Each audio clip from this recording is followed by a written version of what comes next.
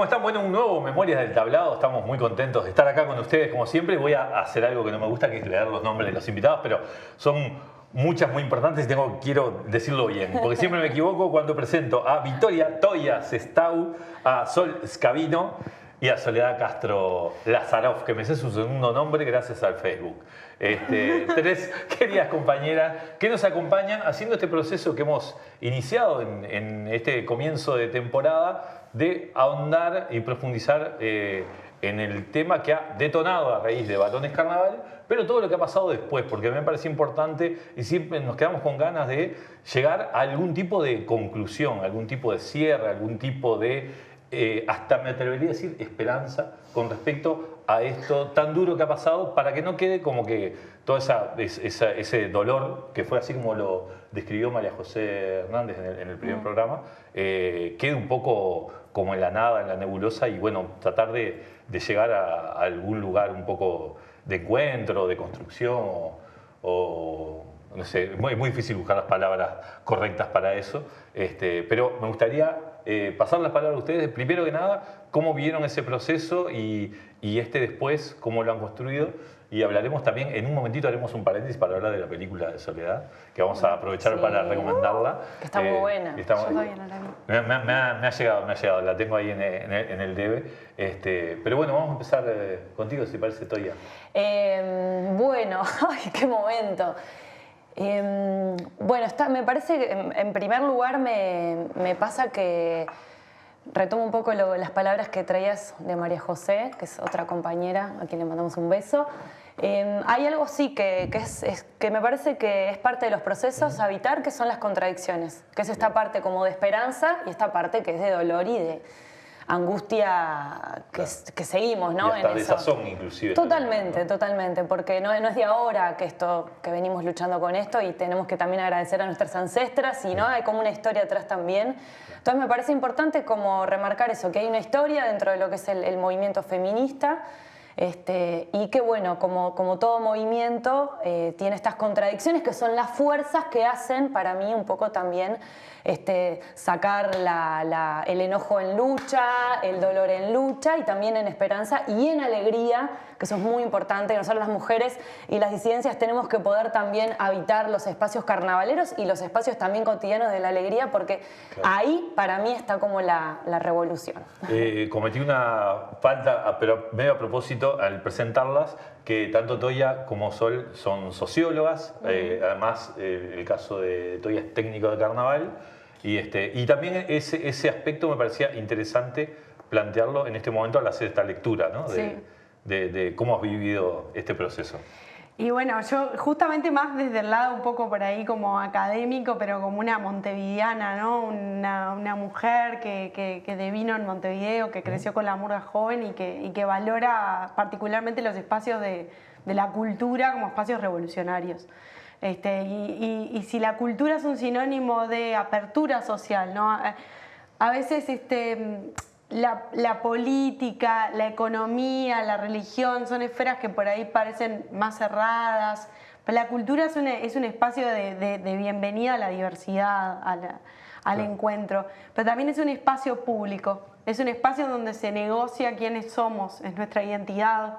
Entonces, el hecho de que las mujeres estemos por fuera de buenos de los ámbitos, digamos, de buena parte de lo que constituye a la cultura, que es también como este espejo, ¿no? Este juego de espejos de quiénes somos, ¿no? Dónde nos reflejamos, a quién vemos reflejado ahí. Es muy triste, y es un paso más en la renegociación de lo que es el espacio público y de lo que es la participación de nosotras como ciudadanas, creando nuestra identidad social. Y en ese sentido, es muy interesante cómo en lo público irrumpe, esto es como el feminismo viejo de los 70 de Estados Unidos, Kate Millett, ¿no? Claro. Esto de lo personal es político.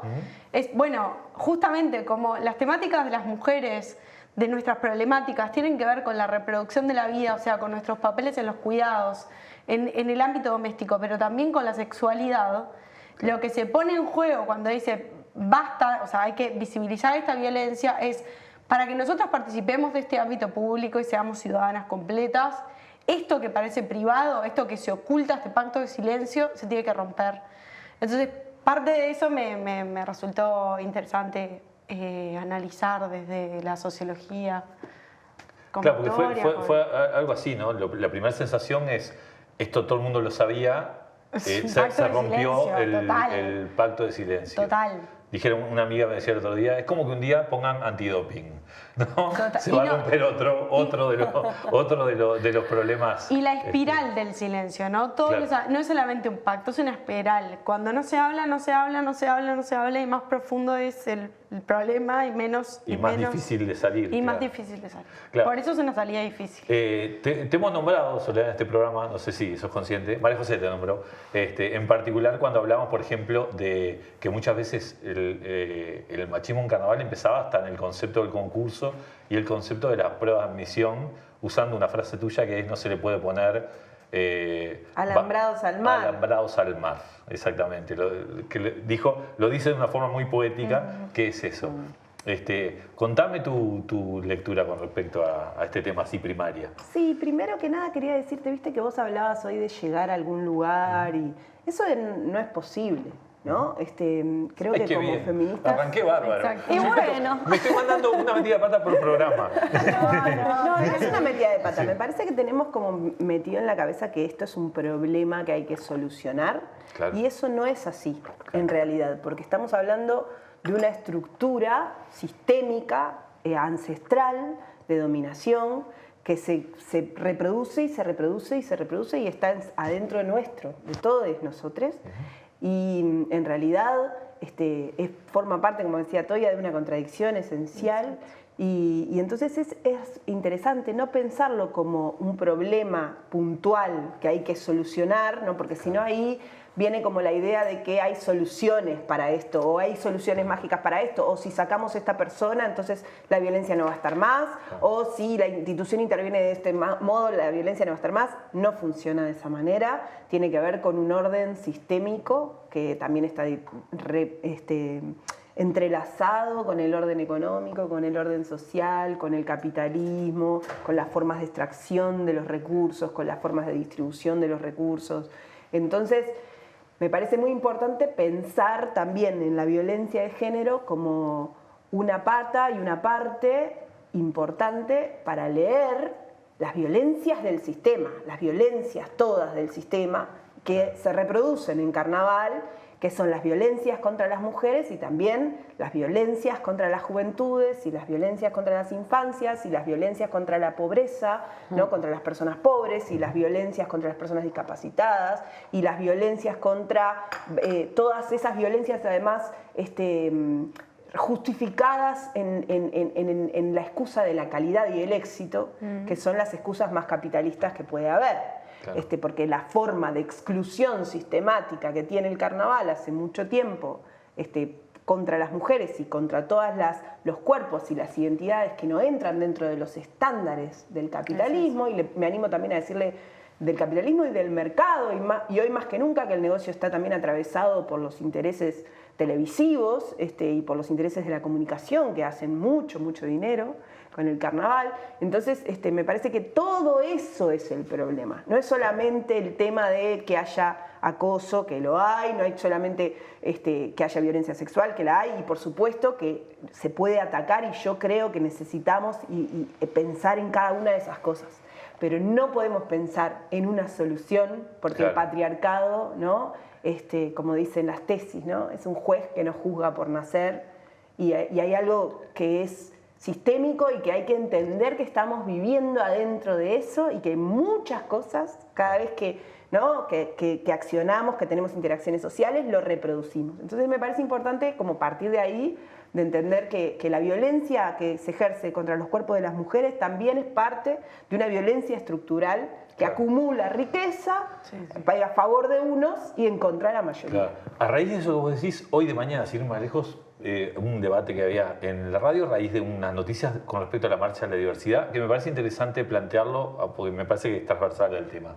Con respecto a el feminismo, si para ser feminista hay que ser de izquierda. ¿El feminismo es de izquierda ideológicamente? O sea, ¿es posible una persona conservadora, un partido tradicional, se declara feminista? ¿Es posible eso?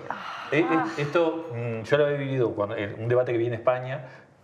donde se planteaba eso mismo, porque en un momento el movimiento feminista había adquirido tal fuerza y tal visibilidad que todo el mundo había que decir que era feminista para salir en la foto, La ¿no? necesidad, ¿no? Claro, era un tema políticamente correcto. Yo nunca sé cuál es lo bueno y cuál es lo malo, pero bueno, Nadie sabe, creo. políticamente correcto.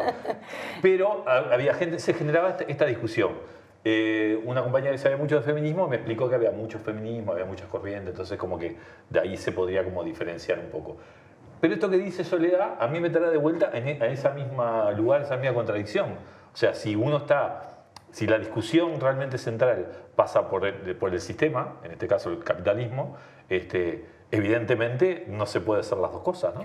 Bueno, lo que pasa es que también tenemos una izquierda capitalista, un gobierno departamental que codirige el carnaval y que avala toda esa exclusión. Entonces yo también me preguntaría qué es ser de izquierda, ¿no? ¿A qué izquierda nos referimos? Así como la pregunta es ¿a qué feminismo nos referimos cuando lo ponemos en contradicción? ¿A qué izquierda nos referimos? Cuando, ¿no? Si tenemos una izquierda comunista capitalista, por ejemplo, en este país, ¿no? Que claro, administra el capitalismo. Entonces, yo creo que estaría bueno también hacerles esas preguntas a las personas que se dicen de izquierda en el sentido de, bueno, ¿cuáles son sus relaciones con el sistema? Porque me parece todo muy confuso, ¿no?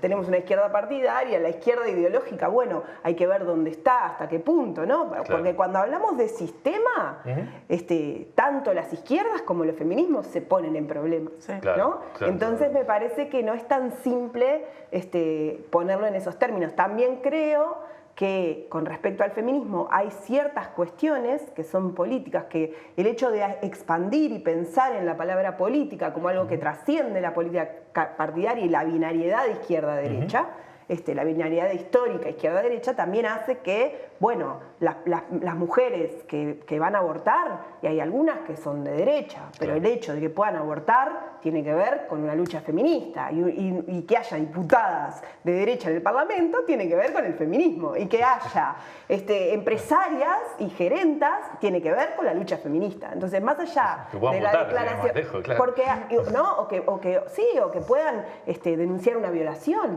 o que puedan entonces creo que también hay una cosa de entender la política más allá de la binariedad de izquierda-derecha, que los feminismos sí proponen, y que tiene, como decía tu amiga, sus contradicciones y hay muchas, digamos, formas de habitarlo, pero también es cierto que los derechos reproductivos y los derechos sexuales son derechos que no tienen una bandera política partidaria, sin embargo tienen una bandera política, ¿no? Lo que sí se ve, por otro lado, es la asociación de muchas derechas del mundo con movimientos fundamentalistas, movimientos conservadores, movimientos antifeministas. Entonces, también es cierto que, bueno, si nos ponemos, eso a nivel teórico, pero si nos ponemos, digamos, en la cortita a mirar cómo está el escenario, ¿no? En América Latina, me parece que sí hay una asociación muy grande entre ciertas derechas. Basta ver a Bolsonaro, ¿no?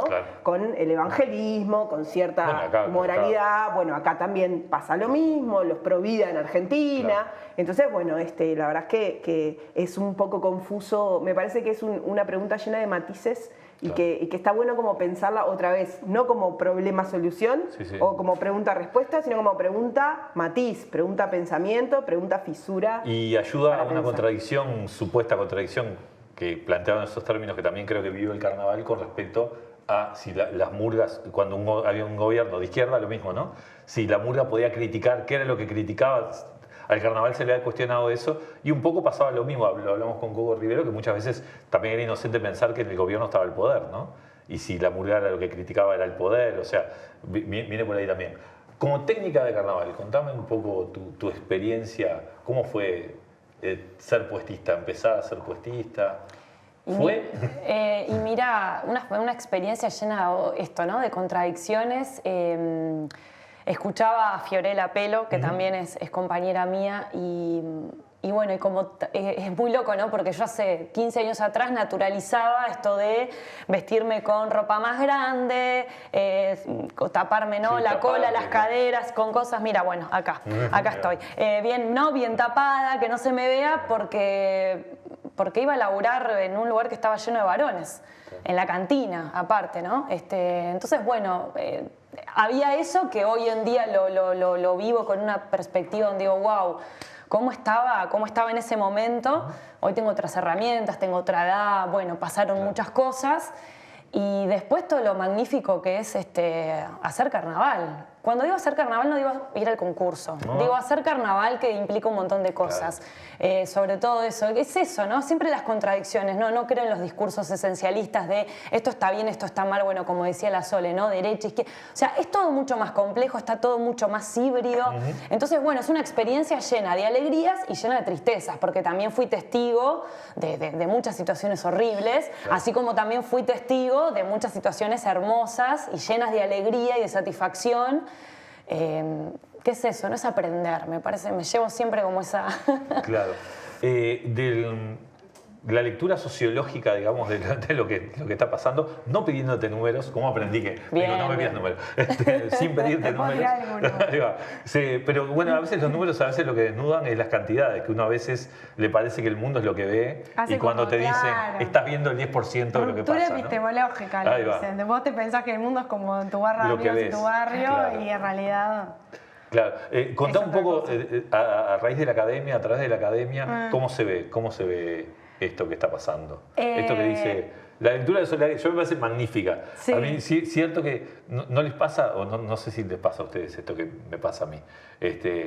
Cuando uno ve no como un problema, sino la dimensión realmente de lo que tiene, sí, claro. Da cierta como desazón decir, ¿y qué hago con esto? ¿Qué es tan grande? Está buenísimo, claro. Pero ¿qué hago con esto? Bueno, porque la realidad es concreta y la teoría es muy... O sea, la realidad es concreta pero desborda a la teoría y la teoría es muy abstracta a veces como para vincularlo directamente con las prácticas. Y un poco lo que está en juego, yo creo que lo que se pone de manifiesto con esto de varones en carnaval es el intento de una renegociación moral en ciertos ámbitos, ¿no? Hay como un límite. Esto no, porque está todo bien, sí puede ser todo muy rizomático, los problemas son problemas, no son problemas, pero hay cosas que van sucediendo en la práctica que van delineando cómo queremos ser, claro. O cómo no queremos ser. O sea, aparte de la construcción de la historia, no de la historia, sino de la historia propia del carnaval uruguayo acá en Montevideo, claro. Situada, tiene que ver con que un montón de mujeres se animaron a poner en las redes sociales: me está pasando esto. Y cuando estamos hablando de esto, estamos llenando de eufemismos situaciones que son muy concretas y que son abusos, digamos, de pe a pa, abusos de menores, abusos sexuales, violaciones, maltrato claro. Físico. ¿tá? Y eso, que es como la punta del iceberg, ¿no? De la violencia de género, que es hasta a veces como, es horrible como lo voy a plantear, pero a veces es hasta amarillismo, porque vos podés conmover a una persona más fácil diciéndole todo lo horrible y doloroso que es lo que está sucediendo en ciertos ámbitos.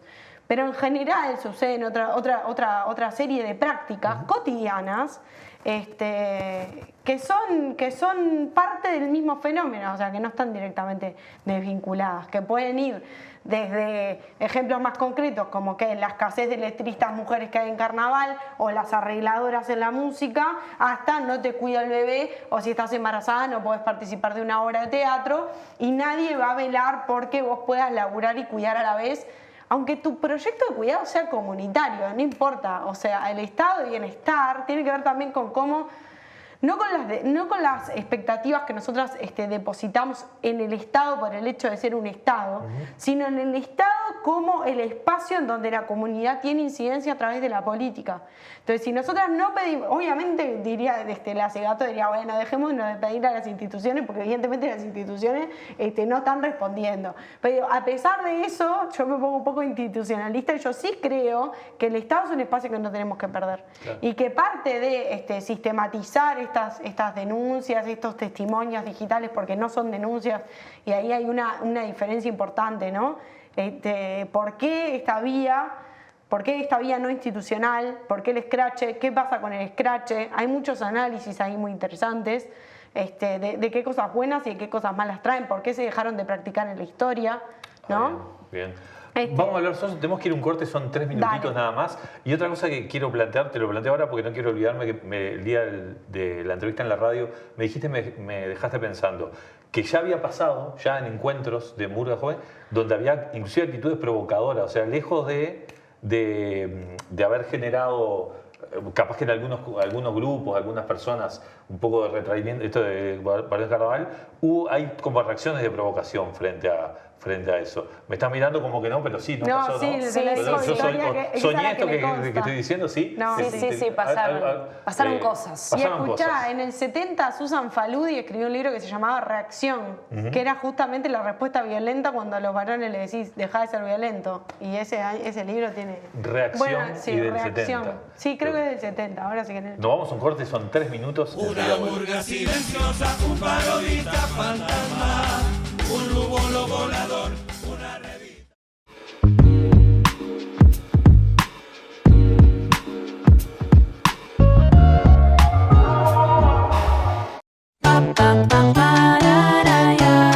Elegir un colegio es una decisión muy importante. Vení a conocer la SAFA. Desde 1889, siendo escuela de vida. Una luz que nos da guía. Inicial, primaria, ciclo básico, bachillerato, todas las orientaciones. Colegio y liceo Sagrada Familia. Ay, Sagrada. Avenida del Libertador 1960, zafaguada.edu.uy. Mi corazón te abraza. A partir del 7 de octubre y todos los jueves a las 21 horas, los invito a cruzar el puente por la pantalla de Esdrújula TV.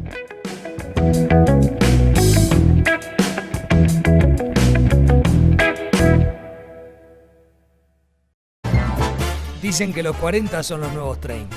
Dicen que 20 años no es nada y dicen que 10 es la mitad.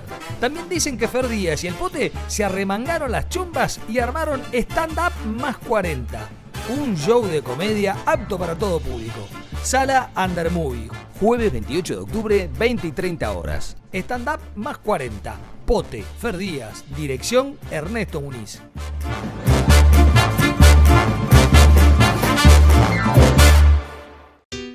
El próximo 28 de noviembre se celebran las elecciones de los directores sociales del Banco de Previsión Social. Para seguir teniendo voz, los jubilados y pensionistas votamos la lista de ONAJPU, Organización Nacional de Asociaciones de Jubilados y Pensionistas del Uruguay.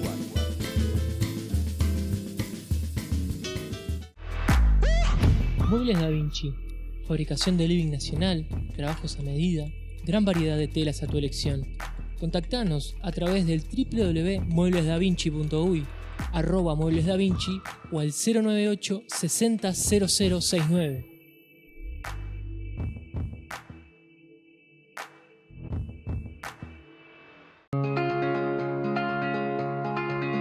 Es una responsabilidad compartida el manejo de los residuos. Una nueva experiencia colectiva. Es inclusión y planificación social. Una nueva forma de participación y convivencia. Es un plan ambiental para transformar y valorizar nuestra ciudad. El viernes 15 de octubre vuelve el Gran Día McDonald's. Y esta vez contamos con un refuerzo de primera. Porque todo lo generado con la venta de Big Macs será donado para ayudar a las familias de la Casa Ronald McDonald y a los jóvenes del Liceo Impulso. Gracias, capitán. Y acordate que también podés pedir por Automac. Fácil, seguro y sin contacto. O por Mac Delivery con entrega gratuita por Rappi. Este viernes 15 de octubre, pedí Big Mac y ayudá.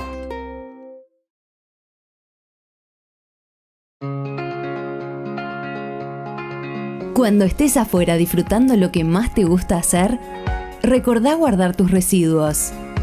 Cuidar el ambiente también depende de vos. Montevideo Más Verde. Intendencia de Montevideo.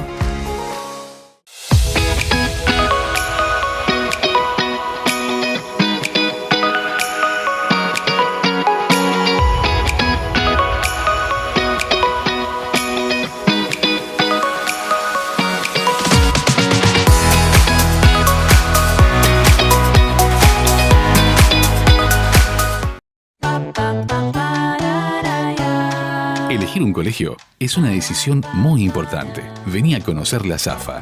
Desde 1889, siendo escuela de vida. Una luz que nos da guía. Inicial, primaria, ciclo básico, bachillerato, todas las orientaciones. Colegio y liceo Sagrada Familia. Ay, Sagrada. Avenida del Libertador 1960, zafaguada.edu.uy. Seguimos en Memorias del Tablado, seguimos con Victoria, Sol y Soledad. Sol y Soledad son dos nombres diferentes, es bueno aclararlo. Estamos hablando y les planteaba esa situación que creo que me lo has contado vos todavía.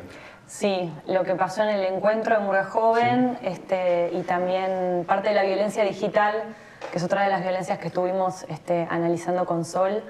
La violencia digital, bueno, obviamente es la violencia que pasa en las redes y bueno, yo justo fui una de las violentadas. Se hicieron unas burlas en las redes, editaron. Gente parece que es muy graciosa, que le gustó como para editar algo que yo había subido como en manifestación de repudio que algunos varones que han cometido delitos graves, porque una cosa es un micromachismo, otra cosa es un delito, seguían como si nada presentando sus shows. Bueno, entonces, bueno, ante eso yo en mi Instagram personal me expresé libremente, como cualquier ciudadana, y bueno, y ahí recibí también, por suerte, el apoyo de las compañeras, ¿no? Las contradicciones que hablamos antes, ¿no? La violencia, pero también el abrazo de las compañeras. Y bueno, y en el encuentro de Murga Joven el año pasado también un varón se subió a burlarse de una de las placas que se habían subido, uno de los testimonios digitales. Así que bueno, habitando eso que es fuerte, ¿no? Porque, a ver, por lo menos, no sé, llamate al silencio a reflexionar. Claro. Es un poco también, y sin embargo, ¿no? Como esa actitud, bueno, que es violencia genera más violencia, ¿no? Es ese ciclo bastante nefasto. Sí, un poco lo que hablaba de reacciones que hablaba Sol, ¿no? Pero también yo les había planteado la vez pasada, lo hablamos con Fiorella, lo hablamos también con Majo, y la perspectiva de ustedes. Yo había leído un artículo que creo que me lo había mandado una de ustedes con respecto a el estudio de las reacciones que había habido a raíz de Balones Carnaval. Yo cuando lo leía, sinceramente, y sé que me pongo al carnio de ustedes con vuestra visión, me pasaba lo siguiente: me parecía que no había como una reacción correcta. No sé si correcta es la palabra. O sea, yo diría, frente a que nos pasara, Coco Rivero, que se lo mencioné, me dijo, bueno, pero no te pasó. Digo, no importa que te pasó, ¿no? Porque si bien, como lo hablé con ustedes, es casi aleatorio eso, ¿no? Podríamos haber estado, cualquier varón que haya transitado por el carnaval se podría haber visto en una de esas placas. ¿Qué visión tienen con ustedes? Bueno, mira, varias cosas. Primero, lo que me parece... No, está buenísimo, tenemos que ver eso también. Y me gustó lo de la empatía, como a mí me podría haber pasado perfectamente, si lo pienso, ¿no? Bien. Sí, claro, está muy bien ese lugar.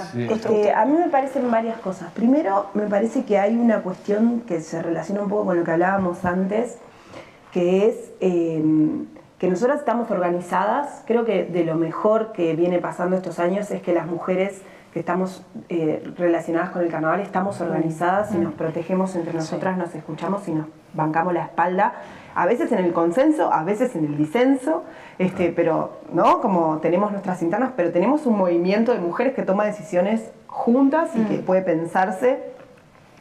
Y a mí me parece que eso no pasa con los varones, ¿no? Los varones no hablan, muchos varones no hablan de esto, no pueden como intercalar, digamos, sus relaciones, sus formas de relacionarse, sobre todo en murgas, que las formas de relacionarse, además de los varones, tienen mucho que ver con la burla, mucho que ver con, ¿no? con esta cosa de la noche, de medirse, de no sé qué, como no tienen una cultura muchas veces. Me ha pasado con muchos varones, por ejemplo, de cierta edad y no tanto, que les cuesta muchísimo expresar sus emociones o pensarse con otros,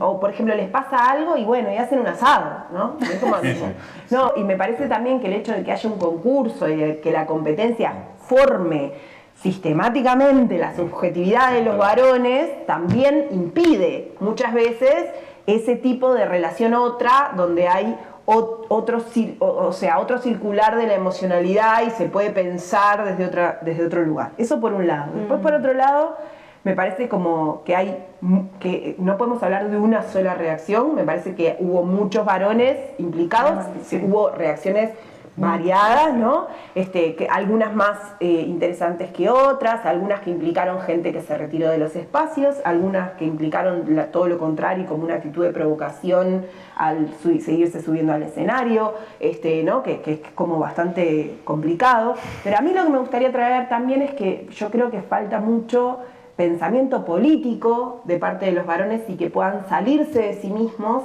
y pensar en la estructura. Por ejemplo, a los varones les vendría súper bien, o sea, a mí me parece que una de las consignas que los varones deberían levantar es ir en contra de la justicia patriarcal. Porque la justicia patriarcal tampoco les brinda garantías a ellos. O sea, si las mujeres no podemos denunciar... Explicame un poquito bien lo de la justicia patriarcal. La justicia patriarcal, ¿por qué? Porque está organizada, todo el derecho penal está organizado alrededor de la figura de la mujer como una figura como del sexo débil, como el segundo rol en la sociedad. La cuidadora. La cuidadora y la que no tiene derecho a denunciar la violencia sexual, básicamente, ¿no? Esto de todo lo que haga tu marido está bien, que es una de las cosas que dice Belela en la película. Sí.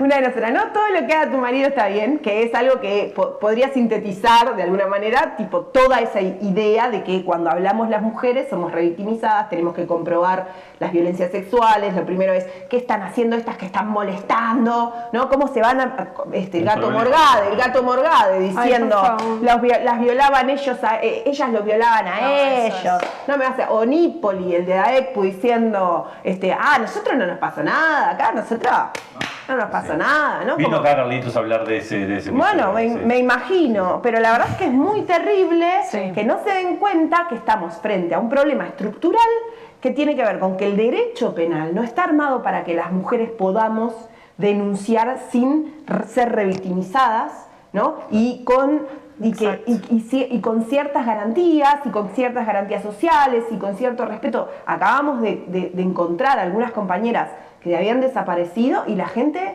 las insulta por haber seguido o por haber desaparecido, cuando nosotros decimos, pará, o sea, ¿cómo puede ser la falta de empatía, la misoginia terrible que hay contra las madres, contra las mujeres? Entonces, en ese escenario que nosotros evidenciamos y traemos números y traemos... No, porque nosotros cansamos de comprobar esto. Porque te dicen, no, eso es como vos pensás. No, señor, no es como yo pienso. O la estadística, ¿no? O pruebas y pruebas de que datos científicos, vemos la cantidad de mujeres que denuncian, vemos la 77% de mujeres que han sufrido violencia y cuántas denuncian. Claro, igual no le tiras números. Se lo canté yo. Me lo canté hoy. Miren la nota, por favor. Entonces, lo que me parece una locura es que muchos varones no se den cuenta de que necesitamos al feminismo para otorgarnos garantías entre todos. Sí. Que el feminismo lo que está tratando de luchar no tiene que ver con una venganza ni con una superioridad, sino que tiene que ver con ofrecernos otro tipo de garantías y transformar la justicia y transformar el derecho y transformar las formas en que nos miramos económicas y los vínculos para poder todos tener otra garantía y que no tenga que sí pueda haber lugares intermedios donde dirimir nuestros problemas sin que haya un linchamiento social, punitivista, ¿no? Pero yo creo que esa bandera la deberían levantar los varones también, porque también sería, en vez de levantar la bandera de no me denunciaron en la justicia, entonces, ¿no? Yo no tengo nada que ver, ¿no? Yo no violé nunca, ¿no? Como, bueno, defendamos, hagámonos cargo, porque después hay todo como, yo también siento que la justicia un poco la arman los ricos para que nos matemos entre los pobres, ¿viste? Entonces, ¿viste? Entonces, el Poder Judicial no se hace cargo de su rol social, que es realmente intervenir y dirimir, no ofrece garantías, entonces nosotros, hay compañeros que son excluidos, hay compañeras que son violentadas y se tienen que dar de bomba contra su abusador, hay compañeros hay gurises que los echan de sus grupos porque hay un rumor, hay denuncias anónimas, entonces creo que ahí hay todo como un entrevero que me parece que si los varones pudieran, ¿no?, sacarse un poco el balde de la cabeza y pensar qué tipo de sistema nos ofrecería garantías para convivir mejor, sería un tipo de reacción mucho más interesante. Sí, había uno que pedía, una noticia que salió poco, pruebas para el tema del abuso. Lo que pasa es que ahora también hay una modificación en la ley con la LUC. Eso está muy en boga en este momento. Pero hay un tema ahí también con las dos cosas que dijo Sole. Uno, la paleta de emociones, porque no es que los varones no tienen emociones. es que manejan una paleta reducida y hay estudios sobre eso, después lo podemos, ¿no? Entre el enojo y la frustración, entre esto, paleta reducida, ¿viste? Eso por un lado que me quedó en el tintero, o sea, sí hay emociones, claro que hay emociones. El tema es cuál es ese abanico de emociones, en qué lugar está el diálogo, entre ellos, claro. En qué lugar está el diálogo y en qué lugar está el paso a la acción. Y después también está el tema de la cultura, porque muchas veces quedamos muy enredados con las historias, sobre todo cuando son de pareja o expareja. Ahí empiezan unos enredos que es mucho más difícil de ponerlo en términos del artículo tal que el Poder Judicial debería o no velar por esto o por lo otro. Por eso también la insistencia con la cultura, porque hay cosas que aunque vos quieras hacer fuerza, digo que hay que hacerlas y que tenemos que encontrar la forma, ¿no? Porque hay cosas muy básicas que directamente no están reguladas. Claro. Mientras no cambiamos el capitalismo... Tanto de la violencia como, por ejemplo, o sea, a ver, tienen 13 días de licencia por paternidad. Claro. Vos no podés esperar que un loco, pedirle a un tipo, por favor, involucrate con los cuidados, cuando si tiene suerte y está en el mercado de empleo formal, tiene 13 días para vérselas con un bebito recién nacido que digo, a mí me parece un bebé, y por más que mi genitalidad te diga mujer y capaz que vos asumís que yo sé cuidar, yo salgo corriendo por la punta, no tengo ni idea qué hacer con el bebé. Imagínate un varón en la misma situación. Todo esto que está diciendo la Sole, que está divino, de ojalá pudieran cuestionarse, no sé qué, se pone un poco más difícil cuando vos tenés poder. Porque ¿por qué querrías renunciar a tu situación de poder? Entonces también por eso hay como una especie de lucha. De lucha social, en el sentido viejo de la lucha social, pero que tiene que ver con renegociar los sentidos y renegociar la cultura. Y yo creo que en ese sentido tiene valor todo lo que está pasando, que nos despierta, que nos hace hablar del tema, que nos hace no esquivar el tema. Estoy pensando, perdóname, pero una cosa interesante que por tu parte, aparte en la academia, tenés como un doble, porque una noticia hace poco de un grado 5. Sí, la vi, hay polémica. Hay con respecto, hay también como en la academia, en nuestra amadísima universidad, yo tengo la suerte de ser docente en la UDELAR también, es una institución que adoro, defiendo, me parece que tiene un montón de cosas hermosas, porque aparte se han generado este tipo de espacios, pero también uno descubre, como nos pasó con el carnaval, con ese dolor, que dentro de esa misma institución hay historias. Y son ámbitos que quedan más solapados porque son ámbitos donde hay más poder también. Los varones en política, varones en la academia, digo, no fueron cuentas o espacios en donde la gente a boca de jarro dijera todo. Pero claro que hay abuso. Media hora. Claro que hay abuso. Hackearon la cuenta de los propios policías y sabían quiénes eran las que estaban. Mira, yo no sabía ni que había habido, ¿vale? Sí, claro, hubo varones. Mucha gente conocida. Varones del rock la sacaron al toque, no pudimos acceder a eso. Varones de teatro sé que no pasó nada después en casi ninguno de los ámbitos. Eso más o menos. ¿Sí? Están trabajando las compañeras de teatro. Sí, están.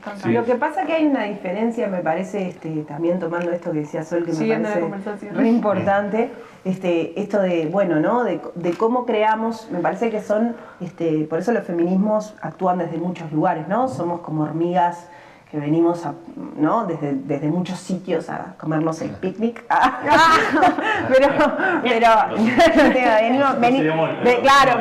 Venimos por el picnic, ¿no?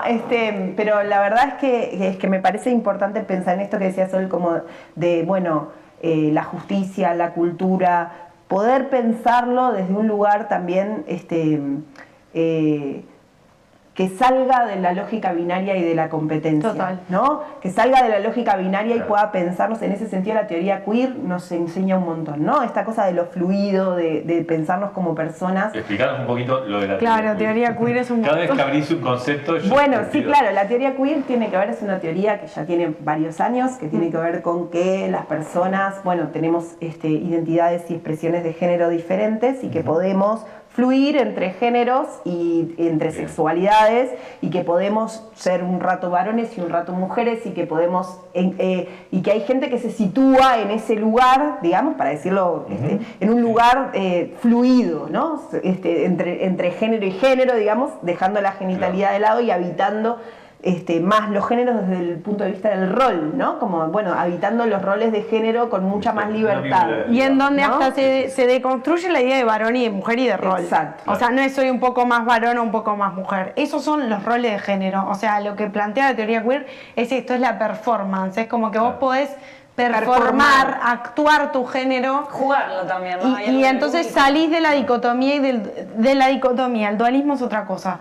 Salís del varón-mujer, que son las categorías que la sociedad nos ofrece en base a nuestra genitalidad, claro, para entender, la luz celeste, la luz rosa, ¿no? Cuando vos nacés, ¿en qué cajoncito te vamos a meter? ¿El cajoncito varón o el cajoncito mujer? Claro. ¿No? Entonces, estas personas dicen, no, ni en el cajoncito varón ni en el cajoncito mujer. O sea, no, yo soy yo. Una persona, ¿no? sobre todo. Queer, de hecho, viene de raro, Exacto. ¿no? Queer viene de raro, ¿no? Es eso que no se puede definir, que está bueno para abrir, porque a veces el mandato de género es tan fuerte, que es lo que dice ella. Entonces, Vas a hablar de algunos conceptos de discapacidad que hemos hablado en el laberinto del otro programa, que muchas veces pasa eso. Cuando aparece una persona en situación de discapacidad, también rompe eso del concepto de normalidad, el concepto de competencia, ¿no? Total. El concepto, ¿no? El hombre de Vitruvio, lo que se espera claro, que seas. y si vamos al carnaval, debería ser, yo creo que ahí hay un enfrentamiento interesante, porque todas esas cosas raras, todas esas cosas experimentales, todas esas cosas que tienen que ver con romper las hegemonías, deberían tener lugar en el carnaval. Claro. O sea, uno Sí, mira sí. la marcha de la diversidad y dice, esto debería ser el carnaval. Esto es el carnaval, Sí, ¿no? evitar las monstruosidades. Evitar la monstruosidad, el travestismo, ¿no? Todo Olvidarse un poco de las nociones de calidad, Sí, los colores, ¿no? De, claro, de calidad artística, que para mí la variable de calidad es algo que tenemos que recontra discutir. Este porque coro es cantó como, perfecto en una claro, reunión, ¿viste? No, y esta cosa de que ordenar por la calidad quién puede participar y quién no. Eso es lo más anticarnavalero que pueda existir. En todo caso, pensemos, ¿por qué no podemos como modificar la cabeza y pensar en un carnaval donde pueda participar la mayor cantidad de la gente, ¿no? En vez de seleccionar qué gente sí, qué gente no. En vez de poner los recursos en seleccionar y bancar jurados y bancar no sé qué, ¿no? Y financiar eso. ¿Por qué no financiamos un equipo de personas que puedan pensar, bueno, ¿cómo armamos un carnaval en el que participe la mayor cantidad de la población, ¿no? Sí. Más pensando que el carnaval lo financia el Estado. ¿Y por qué el Estado tiene que privatizar sus recursos culturales? ¿Cómo permitimos, cómo llegamos hasta acá, donde el Estado le dice a una persona, en base al Estado, que contrata un jurado que le dice a una persona con discapacidad, no, vos no sos lo suficientemente bueno para tener carnaval, bajate? Es una locura. Sí. Es una locura.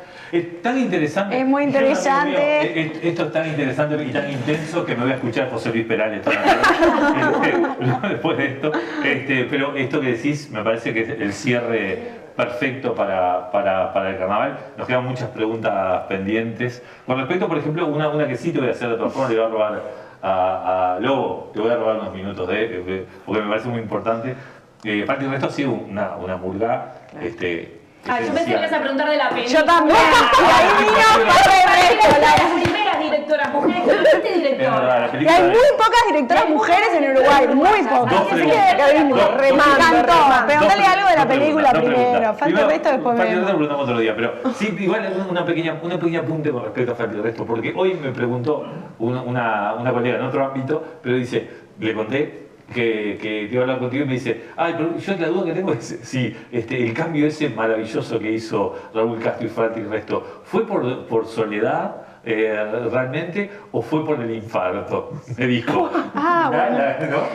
Bueno. Si fue, no, a veces pasa. Genial. Verte al borde de la muerte, ¿haces que cambies la cabeza o fue el trabajo de hormiga que vos hiciste? Te he trasladado esa Creo pregunta. que en realidad mi viejo siempre ha sido un tipo en la historia de la Falta y Resto que en muchos momentos, a veces no, pero en muchos momentos ha sabido oler muy bien y como percibir muy bien. Es un tipo de letrista que es letrista de carnaval. Creo que la magia que tienen los letristas y las letristas de carnaval es esa, es que tienen ese don como un poco de poeta romántico de oler como lo que hay en el ambiente y convertirlo en palabras, sintetizarlo, ¿no? Sintetizar el conflicto y poner el dedo en la llaga. Creo que mi viejo ha sido muy bueno en eso, en muchos momentos de su historia como artista. Entonces, creo que él percibió que ahí había una llaga, percibió que la lucha social, además, y quienes estábamos en la calle éramos las mujeres en esos años, además que empezaba el 8 de marzo también a cada vez ser una cosa mayor, ¿no? Y creo que también los feminismos latinoamericanos volvieron a politizar las mesas de las familias, volvieron a politizar, vinieron en contra a hacerle, digamos, a recuperar la política para muchas personas que estaban fuera absolutamente de la política después de los 90 y los 2000 y la instalación absoluta del neoliberalismo y un poco la aceptación del capitalismo por parte de la izquierda. Creo que eso también despolitizó mucho, ¿no?, la sociedad. Entonces, por un lado la politizó, pero también la despolitizó en el sujeto progresista, aquello que decía Sandino Núñez, ¿no?, el sujeto, el nuevo uruguayo y todo aquello, ¿no? Entonces creo que los feminismos vinieron a traer de vuelta a la política, la discusión intergeneracional, ¿no?, todo eso, y creo que mi viejo olfateó bien. Me parece que viene más por ese lado, y por otro lado que le salía mucho más barato traer mujeres que traer varones, porque no tenía plata la murga para traer varones. Entonces dijo, también por eso, ¿no? Y entonces fue como el caballo de Troya, ¿viste? Como cuando nosotras somos así. Eso es lo hermoso que tiene el feminismo. El concepto hormiga te quedó marcado. Mi viejo me llamó y me dijo, voy a hacer esto, y claro, yo ya estaba alejada de la murga hacía tiempo, y me llamó y me trajo con eso también, ¿no? Porque, y después entramos, y bueno, y cuando el feminismo es un proceso muy hermoso, muy doloroso, uno paga un costo, las personas que transitamos el proceso, no es soplar y hacer botella, como me decía mi abuela, ¿no? Es después que entra el feminismo, después eso, la murga hizo un proceso, estalló muchas cosas ahí adentro, ¿no? Como que, no es que uno cambia para el lado del bien, no, claro. Es que uno es como si fuera un virus bueno, digamos, que te invade, y bueno, y después también conlleva mucho dolor, rupturas, quilombos, vueltas atrás, reacciones, ¿no? Entonces me parece un poco pensarlo, pero sí me parece valiente, y me parece que es necesario como pensar en esto, sobre todo para los gurises y las gurisas que vienen. Totalmente. ¿Tu película dónde está? Mi película está en Cinemateca, está en su tercera semana, estoy muy contenta porque es un montón, sí, para hacer un documental uruguayo filmado por una mujer, que cuenta la historia de otra mujer, claro. Es un montón, creo que... Y hacemos un pequeño tráiler. Belela, ¿quién es? Belela Herrera es una luchadora por los derechos humanos, participó, en realidad la película cuenta su aventura desde Chile, después en Centroamérica, después en Argentina, trabajando con refugiados de las dictaduras, las guerras civiles, etcétera, etcétera, etcétera. Claro. Y es un personaje increíble de más de 90 años que cambió su vida para ayudar a los demás. Era mujer de un diplomático de derecha, Charlone, y de repente se divorció y a espaldas de él empezó a ser... Él era muy de derecha y representaba al gobierno de Pacheco y de Bordaberry. Y ella utilizó desde la embajada su privilegio diplomático para asilar a la gente y para salvar muchas, cientos de vidas, ¿no? Entonces es una historia muy, muy alucinante, sí, la de ella. Y bueno, yo la cuento un poco desde mi perspectiva feminista, pensando un poco, bueno, ¿qué hacemos con nuestra historia? ¿Desde qué punto de vista la contamos? Y quiénes son nuestras heroicidades, que también pasan en el carnaval, ¿no? ¿Cuántas mujeres tenemos en carnaval que sean nuestras heroínas del carnaval y cuántos varones? ¿Y por qué? ¿Y por qué? Claro, ¿cómo se nombran los escenarios y los espacios públicos y culturales? Por suerte te entrevisto para la Cinemateca a partir del miércoles, hoy y mañana a las 8 de la noche, y a partir del miércoles hasta el otro miércoles a las 6 de la tarde, está en Cinemateca, en la sala 1 de Cinemateca, y también en el auditorio del Sodre a las 8 de la noche los jueves y los sábados. Y seguirá rulando seguramente. Ojalá. Y nosotros volvemos en 3 minutitos, volvemos con Memoria del Tablado. Una murga silenciosa, un parodista fantasma, un lúbolo volador.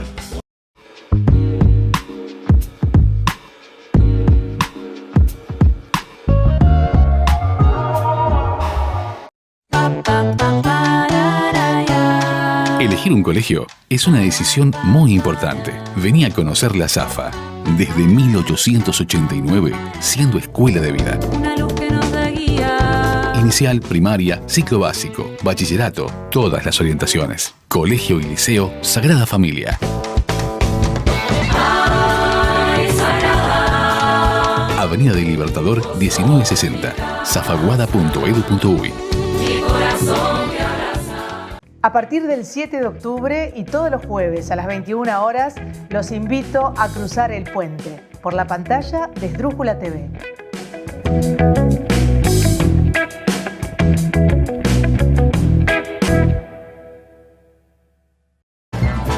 Dicen que los 40 son los nuevos 30. Dicen que 20 años no es nada y dicen que 10 es la mitad. También dicen que Fer Díaz y el Pote se arremangaron las chumbas y armaron stand-up más 40. Un show de comedia apto para todo público. Sala Under Movie. Jueves 28 de octubre, 20 y 30 horas. Stand-up más 40. Pote, Fer Díaz. Dirección Ernesto Muniz.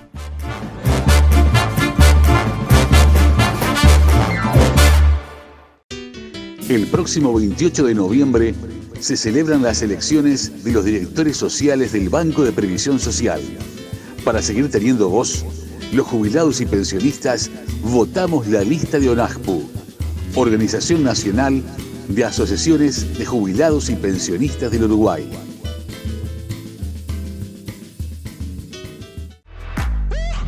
Muebles Da Vinci, fabricación de living nacional, trabajos a medida, gran variedad de telas a tu elección. Contactanos a través del www.mueblesdavinci.uy, @mueblesdavinci o al 098 60 0069.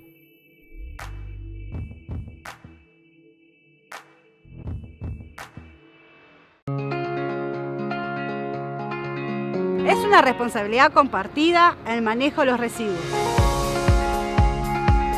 Una nueva experiencia colectiva. Es inclusión y planificación social. Una nueva forma de participación y convivencia. Es un plan ambiental para transformar y valorizar nuestra ciudad. El viernes 15 de octubre vuelve el Gran Día McDonald's. Y esta vez contamos con un refuerzo de primera. Porque todo lo generado con la venta de Big Macs será donado para ayudar a las familias de la Casa Ronald McDonald y a los jóvenes del Liceo Impulso. Gracias, capitán. Y acordate que también podés pedir por Automac. Fácil, seguro y sin contacto. O por Mac Delivery con entrega gratuita por Rappi. Este viernes 15 de octubre, pedí Big Mac y ayuda.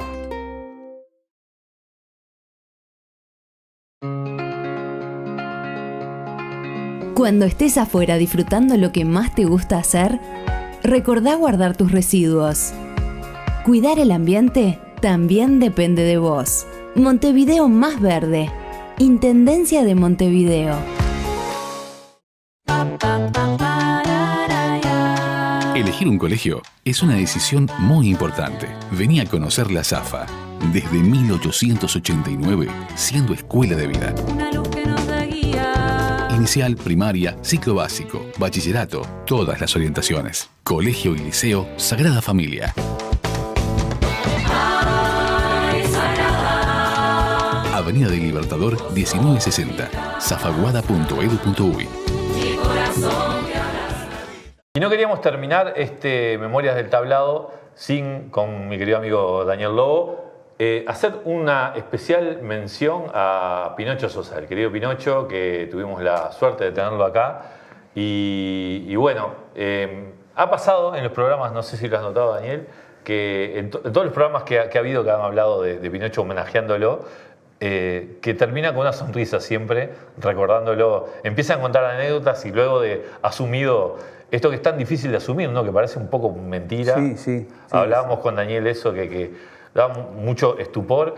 Tenemos un mensaje de Pinocho cuando empezó Memorias en esta nueva etapa que necesitamos. Hablamos de poner escenografía. Sí, es cierto. Un mensaje diciéndonos que pasáramos por su casa, que nos lleváramos los trajes de los cíngaros que quisiéramos, que llenáramos de trajes.